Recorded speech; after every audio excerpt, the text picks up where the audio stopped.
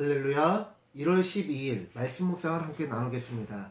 말씀은 요한복음 1장 9절로 13절입니다. 제가 말씀을 봉독하겠습니다. 참 빛, 곧 세상에 와서 각 사람에게 비추는 빛이 있었나니 그가 세상에 계셨으며 세상은 그로 말미암아 지은 바 되었으되 세상이 그를 알지 못하였고 자기 땅에 오매 자기 백성이 영접하지 아니하였으나 영접하는 자 곧 그 이름을 믿는 자들에게는 하나님의 자녀가 되는 권세를 주셨으니 이는 혈통으로나 육적으로나 사람의 뜻으로 나지 아니하고 오직 하나님께로부터 난 자들이니라. 아멘. 오늘은 요한복음 1장 9절로 13절 말씀을 본문으로 해서 투쉐라는 제목으로 하나님의 말씀을 전하겠습니다. 2021년 도쿄올림픽에서 대한민국 꽃미남 검사, 검으로 싸우는 사람을 검사라고 하죠. 꽃미남 검사 4명의 펜싱 선수들이 단체전에서 금메달을 들어올렸습니다. 서양 선수들이 독점하는 분야인 펜싱에서 대한민국이 세계 최정상의 자리를 차지한 것입니다. 그렇다면 이 펜싱은 어떻게 올림픽 경기 중 하나로 꼽힐 수 있었을까요? 그것은 바로 펜싱이 귀족의 스포츠이고 양심의 스포츠이기 때문에 그렇습니다.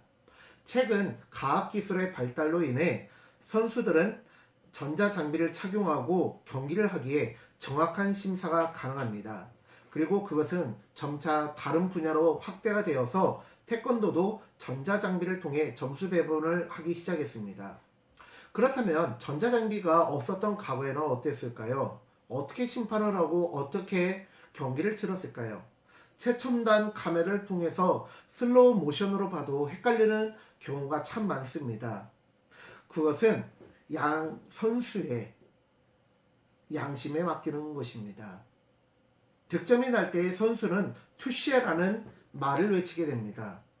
이 투시에라는 말은요, 찔렀다는 말이 아니라 찔렸다라는 말입니다. 즉 자신이 실점했다는 것을 인정하는 것이고 상대방의 점수를 인정하는 것입니다. 펜싱은 귀족 스포츠입니다. 지는 것보다 거짓말을 통해서 자신의 비겁함과 거짓말을 드러나는 것은 귀족의 품위를 떨어뜨린다고 생각합니다. 그렇게 차라리 패배를 할지언정 승리를 얻고자 거짓말을 하지 않습니다. 어쩌면 펜싱은 지금 시대와 맞지 않습니다. 어떻게 해서든지 승리의 기쁨과 영광을 만끽하려고 하는 세상에서 스스로 패배를 인정하는 것은 명예로울지언정 이득이 없기 때문입니다. 그러나 그렇기에 그것은 귀족 스포츠입니다. 영성도 마찬가지입니다. 참 빛이신 예수님께서 이 땅에 오셨습니다. 그러나 자기 백성이 영접하지 않았다고 합니다. 왜일까요? 예수님을 영접한다는 것은 자신의 패배를 인정해야 합니다. 자신이 죄인임을 인정해야 합니다. 자신의 허물을 인정해야 합니다. 자신의 연약함을 인정해야 합니다. 자신의 죄를 인정해야 합니다. 그러나 세상은 어떻습니까? 자신의 연약함을 감추라고 합니다. 거짓말을 하라고 합니다. 비겁하게 살라고 합니다. 왜요? 가정의 어떻든 결과만 좋으면 되기 때문입니다. 승리의 영광만, 승리를 통한 이득을 얻고자 하는 것이 목적입니다. 그러나 하나님은 우리의 죄를 여지없이 비추십니다. 왜 그럴까요? 우리에게 수치를 주고 창피를 주기 위해서요? 아닙니다. 우리의 죄를 씻어주시기 위함입니다. 영적 수술을 하기 위함입니다. 의사들도요, 환자를 수술할 때 어때요?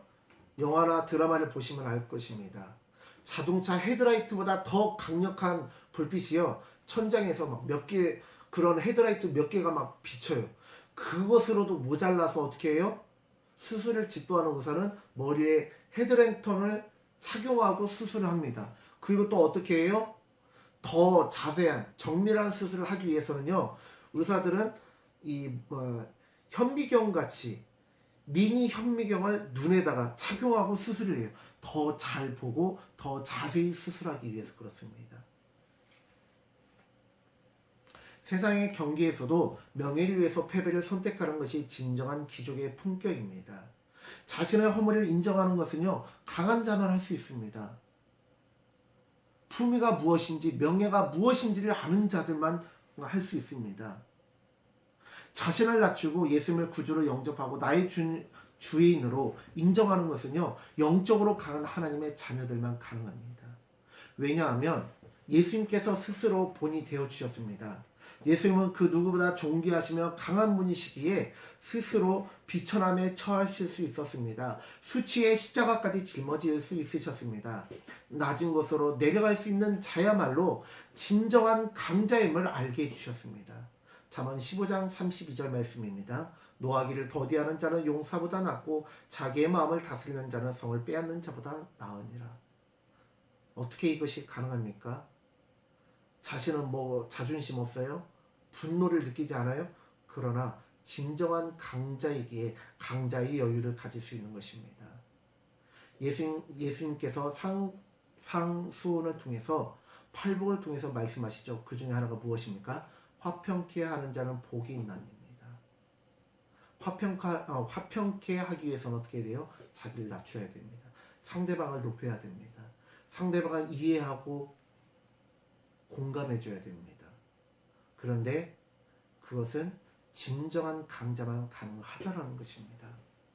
이 비밀을 깨달았기에 사도 바울은 매일같이 자신을 돌려쳐 복종시킨다고 합니다. 더 낮은 것으로 내려간다라고 합니다. 사랑하는 성도님들, 매일같이 낮은 곳으로 내려가는 십자가 용사의 삶을 사시는 우리 성도님들 되시기를 간절히 축원합니다. 기도하겠습니다. 하나님, 우리가 주님의 말씀을 살펴봅니다. 우리는 용사이기에, 아니 오히려 용사보다 더 나은 자이고 탁월한 자이기에, 성을 빼앗는 자보다 낫기에, 전쟁에서 이기는 자보다 낫기에 우리의 마음을 다스려야 되고 화평케 하는 자가 되어야 되고 낮은 곳으로 내려갈 수 있어야 됩니다. 우리의 허물을 드러낼 수 있어야 합니다. 그것이 진짜 강력한 하나님의 자녀들의 삶이고 십자가의 용사의 삶이고 예수님께서 그것을 보여주고 증명하셨기 때문에 그렇습니다.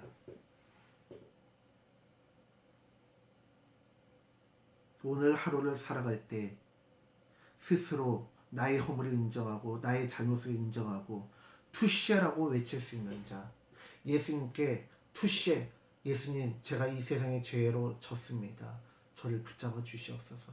투시, 제가 또 넘어졌습니다. 저의 연약함을, 저의 죄를 긍휼히 여기시고 저를 용서해 주십시오. 투시, 오늘도 저 사람을 미워했습니다. 저 사람을 품을 수 있는, 내가 먼저 손을 내밀 수 있는 진짜 강한 십자가 용사가 되게 해주십시오 라고 고백할 수 있는 진짜 강한 사람이 되게 하여 주시옵소서. 감사드리며 예수님의 이름으로 기도드립니다. 아멘. 사랑하는 성도님들, 오늘 하루도 하나님 앞에 투시하라고 외칠 수 있고 다른 사람들에게 투시하라고 외칠 수 있는 십자가 용사가 되어지시기를 간절히 축원합니다. 샬롬.